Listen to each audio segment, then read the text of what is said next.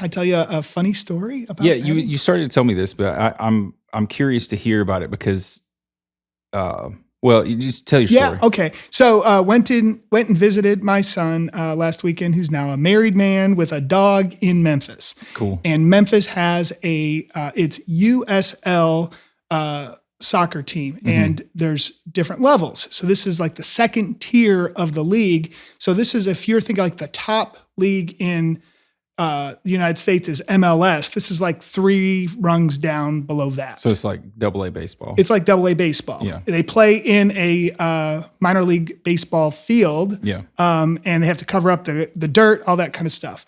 Anyways, we're sitting there, and the 3 people in front of us have multiple phones. They have the guy on my left in front of me had 2 phones. The guy directly in front of me had 6 phones. Then the guy on the right had 1 phone, and he was looking up to buy more prepaid phones. So we were creeping on these folks because it was what is going on? And Yeah, I mean, like, why would somebody have 6 phones in a stadium? 6 phones in a stadium. Then it became very obvious he was sports betting Okay. on USL 2, basically. Why do you need 6 phones to sports bet? Obviously, he was doing something. So what he was doing, he was betting the latency. So the delay between when live action happens and the betting, whether it's MGM Grand, I have no idea what he was betting with, whatever the betting service was, and when they capture it. So there's always going to be a latency, right? Yeah. Especially USL 2, basically. Yeah. And so I don't know all the bets that they were doing. I just saw one in the end that I was like, oh. And so they were doing stuff. They were, doing all this kind of thing. Then at the end, my wife says, I think they're betting if somebody scores a goal. So at that point, the score was 3-3. And so the over-under was 3.5. Okay. So if one team scored, that means they went out to 4. That means they would win if you bet the over. On both sides. So they're sitting there with the phones, just with fingers right on there, ready to go. Pressed and ready to go. Because they're batting on latency, which is measured in milliseconds. Yeah. All of a sudden, the other team, the visiting team, scored. They hit their phones, and the one guy in the middle goes, I just won 14 grand. And he stood up, and at that moment, all 3 guys got up and left. And you could see the other 2 guys, they were new to it, and they were kind of sweating a little bit. The people who didn't have 6 phones, you mean? The ones that only had 2. The one that had 2, he said, I won 1,500. He goes, why didn't you go all in? He goes, I was scared. And I'm like, you should be. And so, we were talking about, is that illegal? Is it, what? But, that online betting service can figure that out. I mean, yes, they can. If it's a pattern, they probably could, but a one-off, like you can just, I imagine that they probably do have a way to detect bets that are so close to the actual event. They are scrutinizing every bet that's within milliseconds of the actual event occurring. Because you got to remember, it's latency at that moment. Yeah. But after the fact, they have the exact time that the goal was scored. You normally don't get paid out that kind of money, at least for 7 days while they're checking. I went and read one of the sports betting's things after that, just to, obviously for today, I know I wanted to tell this story. Yeah.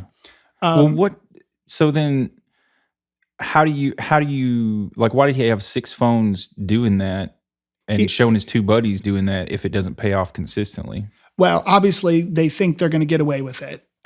Whether they will or whether they're just not smart enough to, I don't know. I got a feeling what they're doing is that 6 different accounts from 6 different prepaid phones, not their phones. They're VPNing into something, so a virtual private network, which means it thinks that one phone is in Dallas, the other phone is in Puerto Rico, and so it's going to be based on time when it goes to the online sports bet. And when you see 6 phones at the exact same time hit that, they're going to try to figure out if that was malicious or not. Well, if you're playing, so running through a VPN doesn't necessarily make sense if you're playing the latency, unless you expect to make 6 bets and only get paid on 2 or 3. That's a good point. And to be honest, I'm not going to test it to figure it out. Yeah, because if you're running, say if you're in Memphis watching a game, and then you run a VPN that says you're in Dallas, it's going to Dallas, and then it's coming back. And so whatever race you're playing with latency, you just added an extra leg to the race. Yep. And so it still could work though, because there could be a direct line to, like the internet hubs, if you will. Yeah. Like when I was growing up, Atlanta was always the most consistent connection. And so communicating with Atlanta was easy, but then if I went somewhere else, it would have to go through multiple hubs and it would slow down. But I bet nowadays you could probably get away with it like half the time. Yeah. Yeah. I thought it was really interesting. And obviously, since we just had a podcast on that. Yeah. So our determination before was the house always wins.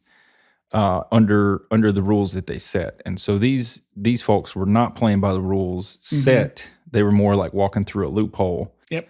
And if they get caught, and they get paid. But if they don't get caught, they make money. Then they do get paid, and then they win. Yes. Instead of the house. But on average, I got a feeling the house is still winning.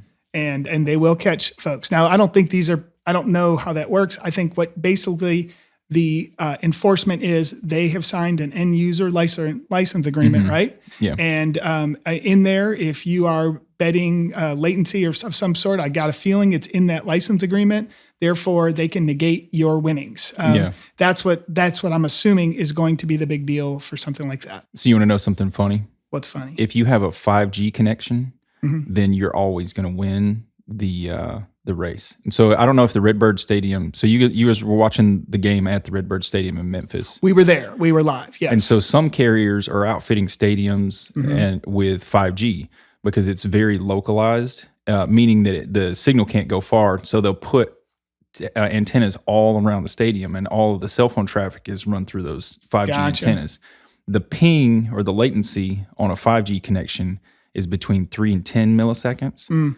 Compared to the 50 to 80 milliseconds on a 4G connection. Wow. And unless the sports betting information is traveling over a 5G network, you're always going to win. And so I wonder if they planned for that and bought 5G burner phones, and then one guy was checking the Wi-Fi in the stadium. And he was even he went up to one of the people and said, so is there like a different Wi-Fi I can get on? And he's like, I don't know. And you know, it was just, asking an average person, I think it was the wait staff. And so they were in tune to the connections that they had. It's interesting, the online betting, sports betting is big business, big business. I actually heard the amount, it was some ungodly number from a sports betting perspective, just for Conference USA. So I know, that my former school, MTSU, is in Conference USA, and somebody mentioned, do you know how much money was spent on online or on betting in just Conference USA? And I'm like, well, what? Over $1 billion just on Conference USA. Forget about Big Ten, SEC. We're talking about the Middle Tennessee states of the world, the Old Dominions, those teams. Now, FAU, Florida Atlantic, made a run for the Final Four in basketball. So I think a lot of the money was from that. Sure. But it's still $1 billion. Billion with a B. Yes. Yeah. I would not have guessed that. So obviously, there's a lot of people that care about sports betting, and we tried to warn them. I got a feeling we're not warning these three guys that sat in front of me. Yeah, well, I mean, I feel like it's an ongoing conversation because we haven't had online sports betting in a legal way for that long. Correct. And so we used to have to go somewhere or do it illegally or whatnot. And you can bet on, was there a yellow card? I mean, you could bet on like 50 different things for a USL 2 game. That's what's so weird about it. Anyways, interesting stuff.